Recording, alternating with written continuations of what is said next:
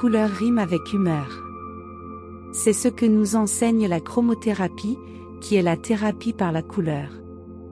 À chaque couleur est associé un type d'émotion bien défini.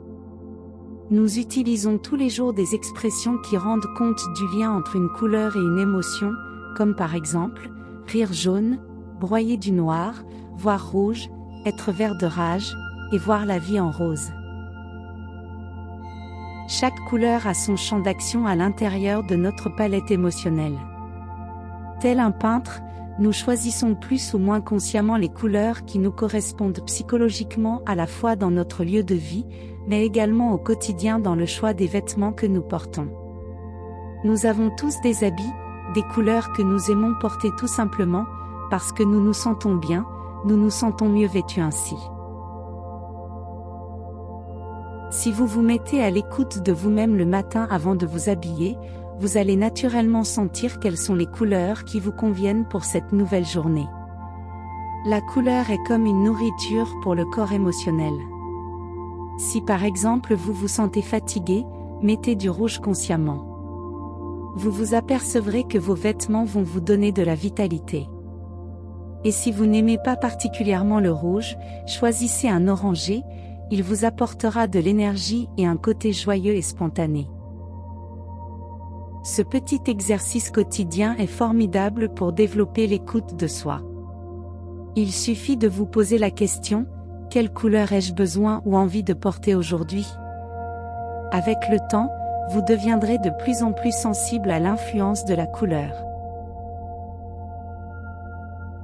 Cette relation entre la couleur et les émotions est connue depuis toujours par les personnes qui ont développé la faculté de clairvoyance. Cette faculté permet de voir notamment le corps émotionnel d'une personne. Ce corps est comme une bulle, un œuf de lumière, plus ou moins coloré qui entoure le corps physique à une soixantaine de centimètres en moyenne. Un clairvoyant n'a pas besoin d'ouvrir les yeux pour voir l'aura d'une personne ou d'un objet, puisqu'il situe son organe de perception interne, au centre du cerveau à proximité de la glande pinéale.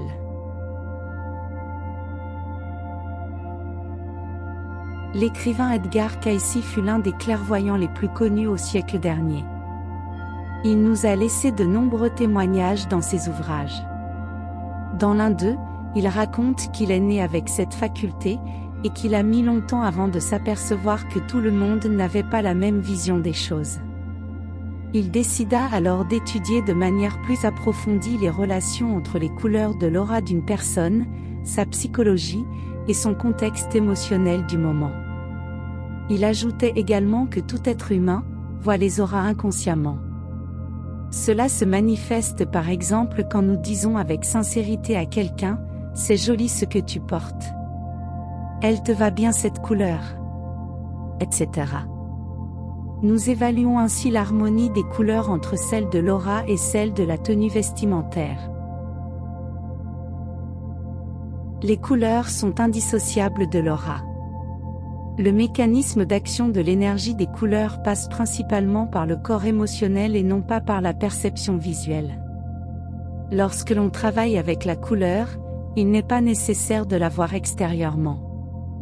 Cependant, si vous avez quelques difficultés à visualiser les couleurs, pensez à des objets communs, comme une orange, le ciel, la nature, et la couleur vous viendra spontanément.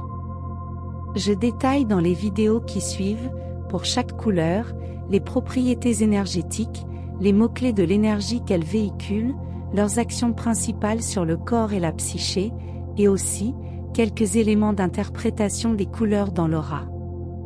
Donc à la vidéo suivante, et merci d'avoir regardé cette vidéo, vous pouvez poser vos questions en commentaire, et rejoindre notre communauté en vous abonnant à la chaîne, et surtout prenez bien soin de vous.